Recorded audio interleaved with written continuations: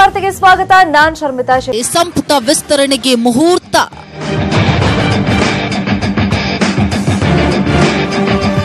S, news 18 ಕನ್ನಡದ ಸುದ್ದಿ ಬೆನ್ನಲ್ಲೇ ಎಚ್ಚೆತ್ತುಕೊಂಡಿದೆ ಮೈತ್ರಿ ಸರ್ಕಾರ. ನ್ಯೂಸ್ 18 ಕನ್ನಡದ ರಿಯಾಲಿಟಿ ಚೆಕ್ನಲ್ಲಿ ಕಾಂಗ್ರೆಸ್ ಹಾಗೂ ಜೆಡಿಎಸ್ ಶಾಸಕರು ಸಂಪುಟ ವಿಸ್ತರಣೆ ವಿಳಂಬದ ಬಗ್ಗೆ ಅಸಮಾಧಾನ ಹೊರಹಾಕಿದ್ರು. 16 ಶಾಸಕರು ದೋಸ್ತಿ ಸರ್ಕಾರದ ವಿರುದ್ಧ ಸಿಡಿದೆದ್ದಿದ್ದಾರೆ ಅಂತ ನ್ಯೂಸ್ 18 ವರದಿ ಮಾಡಿತ್ತು. ಕೆಲವು ಶಾಸಕರ ಸ್ಫೋಟಕ ಆಡಿಯೋಗಳನ್ನ ಪ್ರಸಾರ ಮಾಡಿತ್ತು. ಈ ಸುದ್ದಿ ಬಿತ್ತರವಾಗುತ್ತಿದ್ದಂತೆ ಕಾಂಗ್ರೆಸ್ ಎಚ್ಚೆತ್ತುಕೊಂಡಿದೆ. ಕೂಡಲೇ ಉಸ್ತುವಾರಿ ವೇಣುಗೋಪಾಲ್ ಕಾಂಗ್ರೆಸ್ ಮುಖಂಡರ ಸಭೆ ಕರೆದು ಸಂಪುಟ ವಿಸ್ತರಣೆಗೆ ಮುಹೂರ್ತ ಫಿಕ್ಸ್ ಮಾಡಿದ್ದಾರೆ. ನವೆಂಬರ್ 28ಕ್ಕೆ ಸಂಪುಟ ವಿಸ್ತರಣೆ. ನವೆಂಬರ್ 28ರಂದು ಸಂಪುಟ ವಿಸ್ತರಣೆ ಮಾಡಲು ದೋಸ್ತಿ ಮುಖಂಡರು ಒಪ್ಪಿದ್ದಾರೆ. ಕಾಂಗ್ರೆಸ್ ಉಸ್ತುವಾರಿ ಕೆಸಿ ವೇಣುಗೋಪಾಲ್ ತಮ್ಮ ಪಕ್ಷದ ಮುಖಂಡರೊಂದಿಗೆ ಸಭೆ ನಡೆಸಿ ದಿನಾಂಕ ನಿಗದಿ ಮಾಡಿದ್ದಾರೆ ಎನ್ನಲಾಗಿದೆ.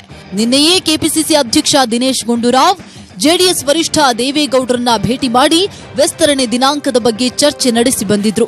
ಚರ್ಚೆ ವೇಳೆ ಗೌಡ್ರು 28ರಂದು ವಿಸ್ತರಣೆ ಮಾಡಿ ಅನ್ನೋ ಸಲಹೆಯನ್ನ ನೀಡಿದ್ದು, ಅದೇ ವಿಚಾರವನ್ನ ದಿನೇಶ್ ಗುಂಡೂರಾವ್ ವೇಣುಗೋಪಾಲ್ಗೆ ತಿಳಿಸಿದ್ದಾರೆ. ವೇಣುಗೋಪಾಲ್ ಎಐಸಿಸಿ ಅಧ್ಯಕ್ಷ ರಾಹುಲ್ ಗಾಂಧಿ ಜೊತೆ ದೂರವಾಣಿ ಮೂಲಕ ಚರ್ಚಿಸಿ ದಿನಾಂಕ ನಿಗದಿ ಮಾಡಿದ್ದಾರೆ ಎನ್ನಲಾಗಿದೆ. ಮಂತ್ರಿಮಂಡಲದ ಬಗ್ಗೆ ನಾವು ಈಗಾಗಲೇ ಹೇಳಿದೀವಿ, ಈಗ ಮಾಡ್ತಾ ಇದ್ದೀವಿ ಅಂತ. ಅದರ ಬಗ್ಗೆ ಈಗಾಗಲೇ ಪ್ರಕ್ರಿಯೆ ಶುರು ಆಗಿದೆ. ಅದನ್ನ ಚರ್ಚೆ ಮಾಡಿ ನಾವು ಕೂತ್ಕೊಂಡು ತೀರ್ಮಾನಕ್ಕೆ ಬಂದು ಮಾಡ್ತೀವಿ. ಸಂಪುಟ ವಿಸ್ತರಣೆ ನಿಗಮ ಮಂಡಳಿಗೆ ಅಧ್ಯಕ್ಷರು ಉಪಾಧ್ಯಕ್ಷರನ್ನ ಒಟ್ಟೊಟ್ಟಿಗೆ ಮಾಡ್ತೀವಿ. ಮೈತ್ರಿ ಸರ್ಕಾರದ ಸಂಪುಟದಲ್ಲಿ 8 ಮಂತ್ರಿ ಸ್ಥಾನಗಳು ಖಾಲಿ ಇವೆ. ಕಾಂಗ್ರೆಸ್ನಲ್ಲಿ 6, ಜೆಡಿಎಸ್ ಕೋಟಾದಲ್ಲಿ 2 ಸ್ಥಾನಗಳಿವೆ. ಒಟ್ಟು 8 ಸ್ಥಾನಗಳಿಗೆ 2 ಪಕ್ಷಗಳಲ್ಲಿ 20ಕ್ಕೂ ಹೆಚ್ಚು ಶಾಸಕರು ಆಕಾಂಕ್ಷಿಗಳಿದ್ದು ಸಖತ್ ಲಾಬಿ ನಡೆಸಿದ್ದಾರೆ. ಜಾತಿ ಆಧಾರದಲ್ಲಿ ಸಂಪುಟ ವಿಸ್ತರಣೆ ಮಾಡುವ ಸಾಧ್ಯತೆ ಇದ್ದು, ಜಾತಿ ಆಧಾರದಲ್ಲಿ ಆಕಾಂಕ್ಷಿಗಳು ಲಾಬಿ ನಡೆಸಿದ್ದಾರೆ. ಯಾರೆಲ್ಲ ಆಕಾಂಕ್ಷಿಗಳು ರೇಸ್ನಲ್ಲಿದ್ದಾರೆ ಅನ್ನೋದನ್ನ ನೋಡೋದಾದ್ರೆ, ಸಚಿವ ಸ್ಥಾನದ ಸಂಭವನೀಯರಲ್ಲಿ ಲಿಂಗಾಯತ ಕೋಟಾದಿಂದ ಎಂಬಿ ಪಾಟೀಲ್ ಮುಂಚೂಣಿಯಲ್ಲಿದ್ದಾರೆ. ಜೊತೆಗೆ ಶಾಮನೂರು ಶಿವಶಂಕರಪ್ಪ, ಬಿಸಿ ಪಾಟೀಲ್, ಸಂಗಮೇಶ್ ಕೂಡ ರೇಸ್ನಲ್ಲಿದ್ದಾರೆ. ಇನ್ನು ರೆಡ್ಡಿ ಕೋಟಾದಲ್ಲಿ ರಾಮಲಿಂಗಾರೆಡ್ಡಿ, ಕುರುಬ ಕೋಟಾದಲ್ಲಿ ಸಿಎಸ್ ಶಿವಳ್ಳಿ ಹಾಗೂ ಎಂಟಿಬಿ ನಾಗರಾಜ್ ಇಬ್ಬರಲ್ಲಿ ಒಬ್ಬರಿಗೆ ಮತ್ತು ಎಸ್ಟಿ ಕೋಟಾದಲ್ಲಿ ಇ ತುಕಾರಾಂ, ಬಿ ನಾಗೇಂದ್ರಗೆ ಮಂತ್ರಿ ಸ್ಥಾನ ಸಿಗೋ ಸಾಧ್ಯತೆ ಹೆಚ್ಚಿದೆ ಎನ್ನಲಾಗಿದೆ. ದಲಿತ ಕೋಟಾದಲ್ಲಿ ರೂಪಾ ಶಶಿಧರ್ ಹೆಸರು ಮುಂಚೂಣಿಯಲ್ಲಿದೆ. ಜೆಡಿಎಸ್ನಿಂದ ಬಸವರಾಜ ಹೊರಟ್ಟಿಗೂ ಮಂತ್ರಿ ಸ್ಥಾನ ಸಿಗೋ ಸಾಧ್ಯತೆ ಇದೆ. ಸಂಪುಟ ವಿಸ್ತರಣೆ ವೇಳೆ ಅವಕಾಶ ಸಿಗದೇ ಇದ್ರೆ ಆಕಾಂಕ್ಷಿಗಳು ಮತ್ತೆ ಬಂಡಾಯ ಏಳೋ ಸಾಧ್ಯತೆಯೂ ಹೆಚ್ಚಿದೆ ಎನ್ನಲಾಗ್ತಾ ಇದೆ. ಇತ್ತ ಬಂಡಾಯಗಾರರಿಗೆ ಗಾಳ ಹಾಕಲು ಬಿಜೆಪಿ ಮುಖಂಡರು ತುದಿಗಾಲ ಮೇಲೆ ನಿಂತಿದ್ದಾರೆ. ಎಲ್ಲ ಬೆಳವಣಿಗೆಯನ್ನ ನೋಡಿದ್ರೆ ಸಂಪುಟ ವಿಸ್ತರಣೆ ಹೆಸರಲ್ಲೇ ಮತ್ತೊಂದು ಹೈಡ್ರಾಮಾ ರಾಜ್ಯದ ಜನರನ್ನ ರಂಜಿಸೋದು guarantee. Srinivas Halakatti, political bureau, news 18 Kannada. Ambidant deal ಪ್ರಕರಣದಲ್ಲಿ ಮಾಜಿ ಸಚಿವ ಜನಾರ್ದನ್ ರೆಡ್ಡಿಗೆ ಫುಲ್ ಡ್ರಿಲ್ ಮಾಡಿದ ಸಿಸಿಬಿ ಈಗ ಮತ್ತೊಬ್ಬ ಪ್ರಭಾವಿ ಬಿಜೆಪಿ ನಾಯಕನ ಮೇಲೆ ಕಣ್ಣಿಟ್ಟಿದೆ. ದೊಡ್ಡ ಪ್ರಕರಣವೊಂದರಲ್ಲಿ ಸಿಲುಕಿಸಲು ಮಾಸ್ಟರ್ ಪ್ಲಾನ್ ಮಾಡಿದೆಯಂತೆ. ಸರ್ಕಾರ ಉರುಳಿಸಲು ಕೈ ಹಾಕಿರೋ ಆ ನಾಯಕನ ವಿರುದ್ಧ ಸಿಸಿಬಿ ಛೂ ಬಿಟ್ಟು ಖೆಡ್ಡಾ ತೊಡಲು ದೋಸ್ತಿ ಸರ್ಕಾರ ರಣತಂತ್ರವನ್ನ ಮಾಡಿದೆಯಂತೆ. ಹಾಗಾದ್ರೆ ಯಾರ ಪ್ರಭಾವಿ ನಾಯಕ? ದೋಸ್ತಿಗಳ ತಂತ್ರವೇನು? ಇಲ್ಲಿದೆ ನೋಡಿ. 23ನೇ ತಾರೀಕು ಸರ್ಕಾರ ಉಳಿಸ್ಬಿಡ್ತೀನಿ, 28ನೇ ತಾರೀಕು ಸರ್ಕಾರ ಉಳಿಸ್ಬಿಡ್ತೀನಿ, ಎಲ್ಲ ಬುಕ್ ಮಾಡ್ಬಿಟ್ಟಿದೀನಿ. 10 MLAಗಳು ನಮ್ಗೆ ಬುಕ್ ಆಗಿದ್ದಾರೆ. ಅವ್ರಿಗೆ ಅಷ್ಟು ಕೋಟಿ ಕೊಟ್ಟಿದೀವಿ, ಇವ್ರಿಗೆ ಇಷ್ಟು ಕೋಟಿ ಕೊಟ್ಟಿದೀವಿ, ನಾವು ಚುನಾವಣೆ ಹೆಂಗ್ ಮಾಡ್ತೀವಿ ನೋಡು ಅಂತೇಳಿ ಎಲ್ಲ ಹೇಳ್ಬಿಟ್ಟು. ಎಸ್, ಸರ್ಕಾರ ಉರುಳಿಸುವ ಬಗ್ಗೆ ಚನ್ನಪಟ್ಟಣ ಮಾಜಿ ಶಾಸಕ ಸಿಪಿ ಯೋಗೇಶ್ವರ್ ನನ್ನ ಬಳಿ ಹೇಳಿದ್ರು ಅಂತ ಚಂದ್ರಶೇಖರ್ ಯಾವಾಗ ಬಾಂಬ್ ಸಿಡಿಸಿದ್ರೋ ದೋಸ್ತಿ ಸರ್ಕಾರ ಎಚ್ಚೆತ್ತುಕೊಂಡಿತ್ತು. ಆಗಲೇ ಯೋಗೇಶ್ವರ್ಗೆ ಖೆಡ್ಡಾ ತೋಡುವ ಎಲ್ಲಾ ಪ್ಲಾನ್ ನಡೆದಿತ್ತಂತೆ. ಹೀಗಾಗಿ ಸಿಸಿಬಿ ಮೂಲಕ ಶಾಕ್ ನೀಡಲು ಸಿಎಂ ಎಚ್ಡಿಕೆ ಹಾಗೂ ಡಿಕೆ ಬ್ರದರ್ಸ್ ಮುಂದಾಗಿದ್ದಾರೆ ಅಂತ ನ್ಯೂಸ್ 18ಗೆ ಮಾಹಿತಿ ಸಿಕ್ಕಿದೆ. ಚನ್ನಪಟ್ಟಣ ಸೈನಿಕನಿಗೆ ಮೆಗಾ ಸಿಟಿ ಸಂಕಷ್ಟ. ಹಳೆ ಪ್ರಕರಣ ಕೆದಕಿದ ದೋಸ್ತಿ ಸರ್ಕಾರ. ಯೋಗೇಶ್ವರ್ ಶಾಸಕರಾಗಿದ್ದಾಗ ನಡೆದಂಥ ಮೆಗಾ ಸಿಟಿ ಹಗರಣವನ್ನ ಎಚ್ಡಿಕೆ ನೇತೃತ್ವದ ದೋಸ್ತಿ ಸರ್ಕಾರ ಈಗ ಕೆದಕಿದೆ. ಸಿಪಿವೈ ಆದಾಯ, ಆಸ್ತಿ ವಿವರ, ವ್ಯವಹಾರದ ಬಗ್ಗೆ ಸಿಸಿಬಿ ಸಂಪೂರ್ಣ ಮಾಹಿತಿ ಕಲೆ ಹಾಕ್ತಿದೆಯಂತೆ. ಇಷ್ಟೇ ಅಲ್ಲ, ಮೆಗಾ ಸಿಟಿ ಕೇಸ್ಗಾಗಿಯೇ ಪ್ರತ್ಯೇಕ ತಂಡವನ್ನ ಕೂಡ ನಿಯೋಜಿಸಲಾಗಿದೆಯಂತೆ. ಮೆಗಾ ಸಿಟಿ ಹಗರಣದಲ್ಲಿ 9,000 ಜನರಿಗೆ ಮೋಸವಾಗಿರೋ ಬಗ್ಗೆ ಆರೋಪವಿದ್ದು ಸಂತ್ರಸ್ತರಿಗೆ ಈವರೆಗೂ ನ್ಯಾಯ ಸಿಕ್ಕಿಲ್ಲ.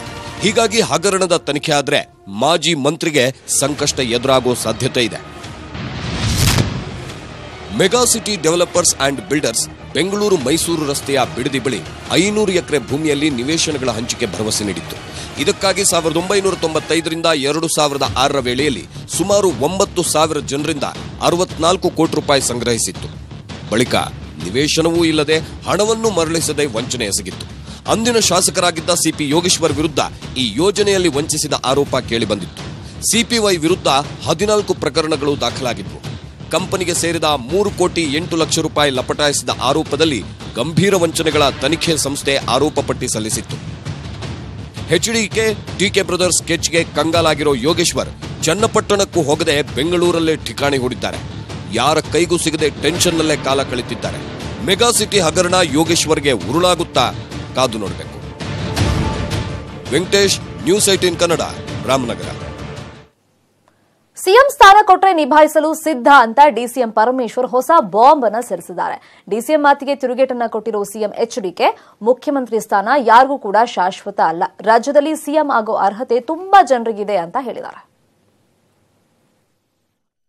ಹೈಕಮಾಂಡ್ ಅವರು ತಮಗೆ ಸಿಎಂ ಸ್ಥಾನವನ್ನು ಕೂಡ ತಾವು ನಿವಾಸಕ್ಕೆ ರೆಡಿ ಇದ್ದೀರಿ? ಖಂಡಿತವಾಗಿ.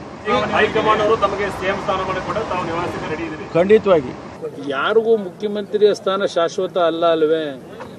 ಸ್ವಾತಂತ್ರ್ಯ ಬಂದ ನಂತರ ಈ ರಾಜ್ಯದಲ್ಲಿ ಎಷ್ಟು ಜನ ಮುಖ್ಯಮಂತ್ರಿಗಳು ಬಂದು ಹೋದರು, ಎಷ್ಟು ಸರ್ಕಾರಗಳು ಬಂದು ಹೋಗಿದ್ದಾವೆ. ಮುಖ್ಯಮಂತ್ರಿಯ ಸ್ಥಾನ ಯಾರಿಗೂ ಶಾಶ್ವತ ಏನಲ್ಲ. ತೀವ್ರ ಕುತೂಹಲ ಕೆರಳಿಸಿದ್ದ ಮೈಸೂರು ಮಹಾನಗರ ಪಾಲಿಕೆ ಕೈವಶವಾಗಿದೆ. ಮಾತುಕತೆ ಮೂಲಕ ಕಾಂಗ್ರೆಸ್ ಮೇಯರ್ ಸ್ಥಾನದಲ್ಲಿ ಕೂತಿದೆ. ಅನುಪಾತದ ಮೇಲಾಗಿರೋ ಒಪ್ಪಂದ 2:3ರಂತೆ ಅಧಿಕಾರ ಹಂಚಿಕೆ ಆಗಿದೆ. ಸಿದ್ದರಾಮಯ್ಯ ದೋಸ್ತಿ ಕುಸ್ತಿಯಲ್ಲಿ ಗೆದ್ದು ಬೀಗಿದ್ದಾರೆ. ಮೈಸೂರು ಮೇಯರ್ ಗದ್ದುಗೆ ಕೈ ವಶ. ದೋಸ್ತಿ ಕುಸ್ತಿಯಲ್ಲಿ ಗೆದ್ದು ಬೀಗಿದ ಸಿದ್ದರಾಮಯ್ಯ. ಈಗ ಡಿಸ್ಟ್ರಿಕ್ಟ್ ಇನ್ಚಾರ್ಜ್ ಮಿನಿಸ್ಟರ್ JDSನವರು ಇಲ್ವಾ? ಸಮ್ಮಿಶ್ರ ಸರ್ಕಾರದಲ್ಲಿ ಅವರಿದ್ದಾರೆ. ಇನ್ನೊಬ್ರು KR ನಗರದ ಸಾರಾ ಮಹೇಶ್ ಇಲ್ವಾ? ಅವರು ಇಬ್ಬರು ಇದ್ದಾರೆ ಮೈಸೂರು ಜಿಲ್ಲೆಯಲ್ಲಿ. ನಮ್ಮವ್ರು ಯಾರು ಇಲ್ವಲ್ಲ. ಅದಕ್ಕೆ ಕಾರ್ಪೊರೇಷನ್ನಲ್ಲಿ ನಮಗೂ ಒಂದು ವಾಯ್ಸ್ ಇರಬೇಕು ಅಂತೇಳಿ Congress party is also major partner ಅಲ್ಲ.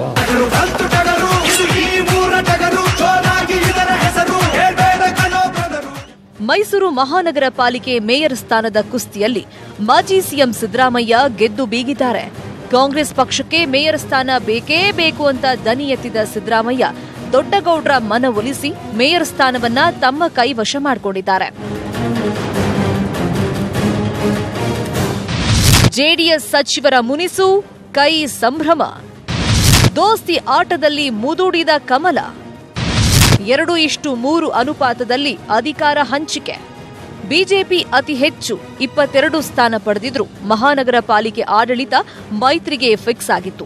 ಆದರೆ ಜೆಡಿಎಸ್ ಕಾಂಗ್ರೆಸ್ನವರಲ್ಲಿ ಮೊದಲು ಮೇಯರ್ ಯಾರಾಗಬೇಕು ಅನ್ನೋ ಪ್ರಶ್ನೆಗೆ ಕಾಂಗ್ರೆಸ್ನವರೇ ಮೊದಲ ವರ್ಷ ಮೇಯರ್ ಆಗ್ಲಿ ಅಂತ ಎಚ್ಡಿಡಿ ಸಮ್ಮತಿಸಿದ್ರು. ಅದರಂತೆ ಮೇಯರ್ ಸ್ಥಾನಕ್ಕೆ ಕಾಂಗ್ರೆಸ್ನಿಂದ ನಾಮಪತ್ರ ಸಲ್ಲಿಸಿದ್ದ ಪುಷ್ಪಲತಾ ಜಗನ್ನಾಥ್ ಹಾಗೂ ಉಪಮೇಯರ್ ಸ್ಥಾನಕ್ಕೆ ನಾಮಪತ್ರ ಸಲ್ಲಿಸಿದ ಜೆಡಿಎಸ್ನ ಶಫಿ ಮೊಹಮ್ಮದ್ ಗೆಲುವಿನ ನಗೆ ಬೀರಿದ್ರು. ಬಹುಮತ ಇಲ್ಲ ಅಂತ ಗೊತ್ತಿದ್ರು ಬಿಜೆಪಿಯ ಸುನಂದ ಪಾಲನೇತ್ರ ನಾಮಪತ್ರ ಸಲ್ಲಿಸಿದ್ರು. ಆದರೆ ದೋಸ್ತಿ ಅಭ್ಯರ್ಥಿ ಪುಷ್ಪಲತಾ ಜಗನ್ನಾಥ್ 48 ಮತ ಪಡೆದು 24 ಮತಗಳ ಅಂತರದಿಂದ ಗೆದ್ದು ಸಿದ್ದರಾಮಯ್ಯಗೆ ಧನ್ಯವಾದ ಹೇಳಿದ್ರು. ನಮ್ಮ ವರಿಷ್ಠರಾದ ಸಿದ್ದರಾಮಯ್ಯ ಸಾಹೇಬರಿಗೆ ಧನ್ಯವಾದಗಳು ಹಾಗೂ ಕೃತಜ್ಞತೆಗಳಿಗೆ ಹೇಳಕ್ಕೆ ಇಷ್ಟಪಡ್ತೀನಿ. ಇವತ್ತು ಮೈಸೂರು ಮಹಾನಗರ ಪಾಲಿಕೆ ಒಂದು ಮೇಯರ್ ಸ್ಥಾನ ಇಟ್ಟಿದೆ ಅಂದ್ರೆ ಅದಕ್ಕೆ ಕಾರಣ ನಮ್ಮ ಸಿದ್ದರಾಮಯ್ಯ ಸಾಹೇಬರು. ಮೊದಲನೇದಾಗಿ ಅವರಿಗೆ ಧನ್ಯವಾದಗಳನ್ನ ಹೇಳಕ್ಕೆ. ಎಲ್ಲ ಸದಸ್ಯರಿಗೆ ಪ್ರಮಾಣ ವಚನ ಬೋಧನೆ ಸಂದರ್ಭದಲ್ಲಿ ಕೆಲ ಸದಸ್ಯರು ಸಿದ್ದರಾಮಯ್ಯ, ಅಟಲ್ ಬಿಹಾರಿ ವಾಜಪೇಯಿ ಹಾಗೂ ಸಂದೇಶ್ ನಾಗರಾಜ್ ಹೆಸರಲ್ಲಿ ಪ್ರಮಾಣ ವಚನ ಸ್ವೀಕರಿಸಿದ್ದು ವಿಶೇಷವಾಗಿತ್ತು. ಒಟ್ಟಾರೆ ವಿಧಾನಸೌಧ, ಬಿಬಿಎಂಪಿ ಸೇರಿದಂತೆ ಮೈಸೂರು ಮಹಾನಗರ ಪಾಲಿಕೆಯಲ್ಲೂ ಮೈತ್ರಿ ಮುಂದುವರೆದಿರೋದು ಕಮಲಕ್ಕೆ ನುಂಗಲಾರದ ಬಿಸಿ ತುಪ್ಪವಾಗಿದೆ. ಮಧು ಜೊತೆ ಪುಟ್ಟಪ್ಪ, ನ್ಯೂಸ್ 18 ಕನ್ನಡ, ಮೈಸೂರು. ಮಾಜಿ ಸಚಿವ ಗಣಿದಣಿ ಗಾಲಿ ಜನಾರ್ದನ್ ರೆಡ್ಡಿಯನ್ನ ಆಂಬಿಡೆಂಟ್ ವಂಚನೆ ಕೇಸಲ್ಲಿ ಸಿಸಿಬಿ ಭೇಟಿಯಾಡಿತು. ಇದರ ಹಿಂದಿನ ಪ್ಲಾನ್ ಸಿಎಂ ಕುಮಾರಸ್ವಾಮಿಯದ್ದೇ, ನಾನ್ ಸುಮ್ಮನೆ ಕೂರಲ್ಲ ಅಂತ ರೆಡ್ಡಿ ಕೆಂಡಕಾರಿದ್ರು. ಅಂದು ಹೇಳ್ದಂತೆ ಬಿಜೆಪಿ ರಾಜ್ಯಾಧ್ಯಕ್ಷ ಬಿಎಸ್ ಯಡಿಯೂರಪ್ಪ ಅವರನ್ನ ಭೇಟಿಯಾಗಿದ್ದಾರೆ ರೆಡ್ಡಿ. ಬಿಎಸ್ವೈ ರೆಡ್ಡಿ ಮೀಟಿಂಗ್ ಸೀಕ್ರೆಟ್ನ ಎಕ್ಸ್ಕ್ಲೂಸಿವ್ ರಿಪೋರ್ಟ್ ನ್ಯೂಸ್ 18 ಕನ್ನಡಕ್ಕೆ ಸಿಕ್ಕಿದೆ. ರೆಡ್ಡಿ ಬಿಎಸ್ವೈ ಗುಪ್ತ ಮೀಟಿಂಗ್. 2006ರ ಗೆಳೆತನ ಮತ್ತೆ ಮರುಕಳಿಸುತ್ತಾ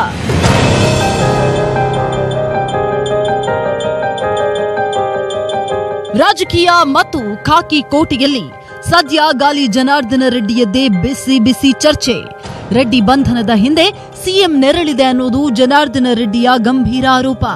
ಇದಕ್ಕೆ ರಾಜ್ಯ ಬಿಜೆಪಿ ಅಧ್ಯಕ್ಷ ಬಿಎಸ್ ಯಡಿಯೂರಪ್ಪ ಕೂಡ ಧ್ವನಿಗೂಡಿಸಿದ್ದಾರೆ. ಇದರ ಬೆನ್ನಲ್ಲೇ ಜನಾರ್ದನ ರೆಡ್ಡಿ ನಿನ್ನೆ ತಡರಾತ್ರಿ ಡಾಲರ್ಸ್ ಕಾಲೋನಿ ನಿವಾಸದಲ್ಲಿ ರಹಸ್ಯವಾಗಿ ಬಿಎಸ್ವೈ ಭೇಟಿಯಾಗಿರೋದು ರಾಜಕೀಯ ವಲಯದಲ್ಲಿ ಭಾರೀ ಕುತೂಹಲಕ್ಕೆ ಕಾರಣವಾಗಿದೆ.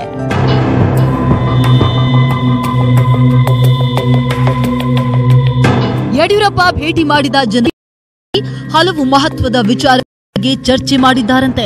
ಸೀಕ್ರೆಟ್ ಮೀಟಿಂಗ್ನಲ್ಲಿ ಏನೆಲ್ಲ ಆಯ್ತು ಅಂತ ನೋಡೋದಾದ್ರೆ, ಬಿಜೆಪಿಗೆ ನಾನು ಏನೆಲ್ಲ ಮಾಡಿದ್ದೇನೆ, ನನ್ನ ಬಂಧನದ ಸಂಚಾದಾಗ ಎಲ್ಲರೂ ಮೌನ, ನನಗ್ಯಾಕೆ ಯಾರೂ ಬೆಂಬಲಕ್ಕೆ ನಿಲ್ಲಿಲ್ಲ, ನಿಮ್ಮ ವಿಚಾರದಲ್ಲಿ ಆ ದಿನಗಳಲ್ಲಿ ಅಚಾತುರ್ಯ, ಭಿನ್ನಮತದ ಎಡವಟ್ಟು ಮಾಡಿದ್ದು ನಿಜ, ಭಿನ್ನಮತದ ಬಳಿಕ ಸರಿಯಾಗಿದ್ವಿ ಅಲ್ವಾ, ನೀವು ಹೇಳಿದಂತೆಯೇ ನಡೆದುಕೊಂಡ್ವಿ ಅಲ್ವಾ, ವಿಧಾನಸಭೆ ಚುನಾವಣೆಯಲ್ಲೂ ಕೆಲಸ ಮಾಡಿದ್ದೇನೆ.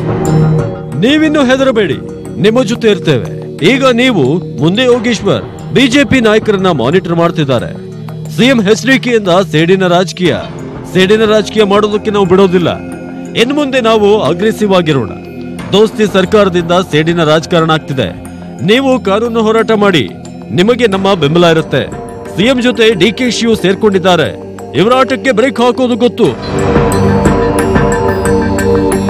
ಅಂತ ರೆಡ್ಡಿಗೆ ಬಿಎಸ್ವೈ ಸಮಾಧಾನ ಪಡಿಸಿದ್ದಾರೆ.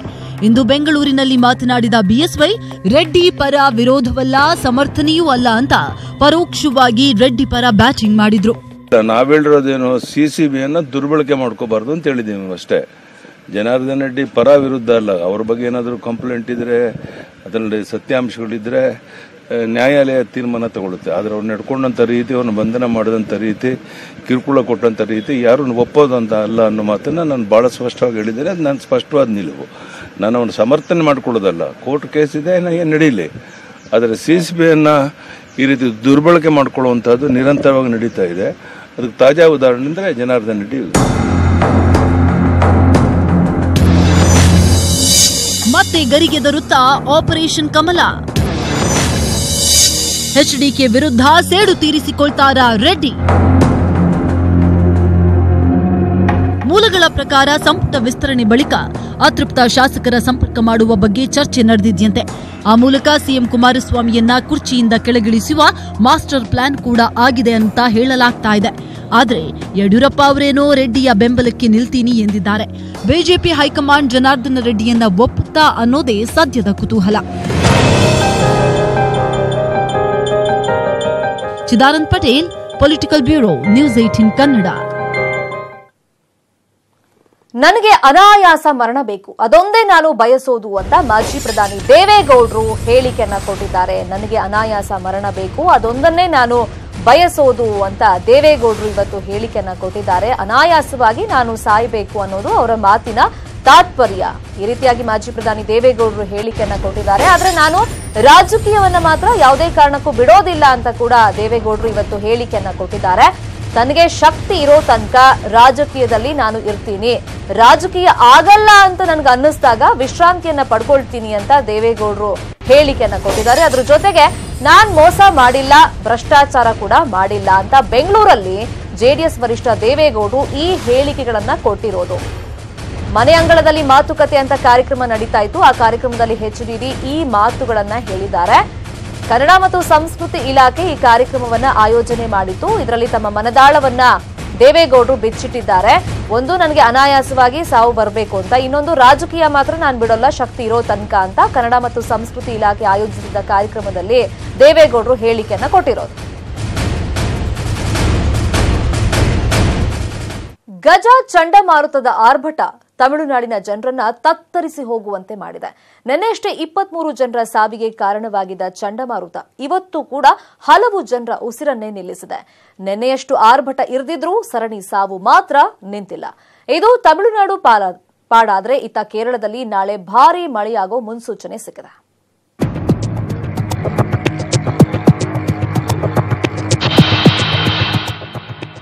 ಎಲ್ಲೆಂದರಲ್ಲಿ ಧರೆಗುರುಳಿರೋ ನೂರಾರು ಮರಗಳು, ನೆಲಕ್ಕೆ ವಾಲಿರೋ ವಿದ್ಯುತ್ ಹಾಗೂ ಕೇಬಲ್ ಕಂಬಗಳು, ದಡದ ಬಳಿ ಕೆಟ್ಟು ನಿಂತಿರೋ ನೂರಾರು ಬೋಟ್ಗಳು, ಇವೆಲ್ಲ ತಮಿಳುನಾಡಿನಲ್ಲಿ ಅಬ್ಬರಿಸ್ತಾ ಇರೋ ಗಜರಾಕ್ಷಸನ ಎಫೆಕ್ಟ್. ಬರೋಬ್ಬರಿ 80 ರಿಂದ 100 ಕಿಲೋಮೀಟರ್ ವೇಗದಲ್ಲಿ ಧೂಳೆಬ್ಬಿಸಿರೋ ಗಜ ಚಂಡಮಾರುತ ತಮಿಳುನಾಡನ್ನ ಅಕ್ಷರಶಃ ನರಕ ಮಾಡಿದೆ.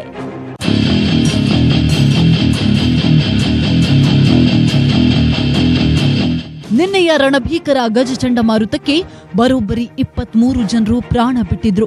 ಇವತ್ತು 13 ಜನರು ಮೃತಪಟ್ಟಿದ್ದಾರೆ. ಇದುವರೆಗೂ ಬರೋಬ್ಬರಿ 81,948 ಮಂದಿಯನ್ನ ಸುರಕ್ಷಿತ ಸ್ಥಳಗಳಿಗೆ ಸ್ಥಳಾಂತರಿಸಲಾಗಿದೆ. 471 ನಿರಾಶ್ರಿತ ಕೇಂದ್ರಗಳನ್ನು ತೆರೆಯಲಾಗಿದೆ. ಎನ್ಡಿಆರ್ಎಫ್ ಹಾಗೂ ರಾಜ್ಯ ನೈಸರ್ಗಿಕ ವಿಕೋಪ ತಡೆ ಟೀಮ್ಗಳು ರಕ್ಷಣಾ ಕಾರ್ಯ ಮುಂದುವರೆಸಿವೆ. ಗಜ ಚಂಡಮಾರುತ ಸೃಷ್ಟಿಸಿರೋ ಡ್ಯಾಮೇಜ್ ಪರಿಶೀಲನೆಗೆ ಈ ಕೂಡಲೇ ಅಧಿಕಾರಿಗಳ ತಂಡವನ್ನ ಕಳಿಸಿ ಅಂತ ಕಾಂಗ್ರೆಸ್ನ ಹಿರಿಯ ಮುಖಂಡ ಪಿ ಚಿದಂಬರಂ ಟ್ವೀಟ್ ಮೂಲಕ ಮನವಿ ಮಾಡಿದ್ದಾರೆ. ಮಳೆ ನಿಂತರೂ ಮರದ ಹನಿ ನಿಲ್ಲಲ್ಲ ಎಂಬಂತೆ ಗಜ ಚಂಡಮಾರುತ ನಿಂತಿದ್ರೂ ಅದರ ಎಫೆಕ್ಟ್ ಮಾತ್ರ ಇನ್ನೂ ತಗ್ಗಿಲ್ಲ. P Ramamurthy, bureau report, news 18 Kannada. ನಿನ್ನೆಯಷ್ಟೇ ಶಬರಿಮಲೆ ಅಯ್ಯಪ್ಪನ ದೇಗುಲದ ಬಾಗಿಲು ಓಪನ್ ಆಗಿದ್ದು ಇವತ್ತು ಸಾವಿರಾರು ಭಕ್ತರು ಅಯ್ಯಪ್ಪನ ದರ್ಶನವನ್ನ ಪಡೆದರು. ನಿನ್ನೆಯಿಂದ ಭಾರೀ ಪೊಲೀಸ್ ಬಿಗಿ ಭದ್ರತೆಯಲ್ಲಿ ವಾರ್ಷಿಕ ಯಾತ್ರೆ ಆರಂಭವಾಗಿದೆ. ಎಲ್ಲಾ ವಯಸ್ಸಿನ ಮಹಿಳೆಯರಿಗೂ ಅವಕಾಶ ನೀಡಬೇಕು ಅಂತ ಸುಪ್ರೀಂ ಕೋರ್ಟ್ ನೀಡಿದ ತೀರ್ಪಿನ ಬಳಿಕ 3ನೇ ಬಾರಿ ಅಯ್ಯಪ್ಪನ ದೇಗುಲದ ಬಾಗಿಲು ತೆರೆದಿದೆ. ಅಯ್ಯಪ್ಪನ ದರ್ಶನಕ್ಕೆ ಅಂತ 700ಕ್ಕೂ ಅಧಿಕ ಮಹಿಳೆಯರು ಆನ್ಲೈನ್ ಮೂಲಕ ನೋಂದಣಿ ಮಾಡಿಕೊಂಡಿರುವುದರಿಂದ ಪೊಲೀಸರು ಭಾರೀ ಬಿಗಿ ಭದ್ರತೆಯನ್ನ ಕಲ್ಪಿಸಿದ್ದಾರೆ. ಇನ್ನು ಮಹಿಳೆಯರ ಪ್ರವೇಶ ವಿರೋಧಿಸಿ ಅಯ್ಯಪ್ಪನ ಭಕ್ತರು ತೀವ್ರ ಪ್ರತಿಭಟನೆಯನ್ನ ಮಾಡ್ತಾ ಇದ್ದಾರೆ. ಇದೆಲ್ಲದರ ಮಧ್ಯೆ ಸುಪ್ರೀಂ ಕೋರ್ಟ್ ತೀರ್ಪು ಪಾಲನೆಗೆ ಸಮಯಾವಕಾಶ ಬೇಕು ಅಂತ ದೇವಸ್ವಂ ಬೋರ್ಡ್ ಸೋಮವಾರ ಸುಪ್ರೀಂ ಕೋರ್ಟ್ಗೆ ಅರ್ಜಿ ಸಲ್ಲಿಸೋಕೆ ನಿರ್ಧಾರವನ್ನ ಮಾಡಿಕೊಂಡಿದೆ. ನಮ್ಮ ರಾಜ್ಯದ ಜನಪ್ರಿಯ ಸ್ವೀಟ್ ಮೈಸೂರು ಪಾಕ್ ದೂರದ ಇಟಲಿಯಲ್ಲೂ ಘಮಘಮಿಸಿದೆ. ಕೊಮೋಲೇಕ್ನಲ್ಲಿ ನಡೆದ ದೀಪಿಕಾ ಪಡುಕೋಣೆ ರಣವೀರ್ ಸಿಂಗ್ ಮ್ಯಾರೇಜ್ಗೆ ಹೋಗಿದ್ದ ಅತಿಥಿಗಳಿಗೆ ಕನ್ನಡದ ಅಸ್ಮಿತೆಯಾಗಿರೋ ಮೈಸೂರು ಪಾಕ್ ತಿಂಡಿಯನ್ನ ಗಿಫ್ಟ್ ಆಗಿ ಕೊಟ್ಟಿದ್ದಾರೆ. ದೂರದ ಇಟಲಿಯಲ್ಲಿ ನಡೆದ ಮದುವೆಗೆ ಕ್ಯಾಟರಿಂಗ್ ಮಾಡಿದ್ದು ಬೆಂಗಳೂರಿನ ಸೋನಾ ಕ್ಯಾಟರರ್ಸ್. ನಂದಿ ಪೂಜೆ ಹಾಗೂ 14ರಂದು ನಡೆದ ಕೊಂಕಣಿ ಸಂಪ್ರದಾಯದ ಮದುವೆಗೆ ಸೋನಾ ಕ್ಯಾಟರರ್ಸ್ ಅವರೇ ಊಟ ತಿಂಡಿಯನ್ನ ಪೂರೈಸಿದ್ದಾರೆ. ಇನ್ನು ಊಟದ ಮೆನುವನ್ನ ನೋಡೋದಾದ್ರೆ ಅದರಲ್ಲಿ ಕೊಂಕಣಿ ಮತ್ತು ಕರ್ನಾಟಕದ ತರಹೇವಾರಿ ತಿಂಡಿ ತಿನಿಸುಗಳಿವೆ.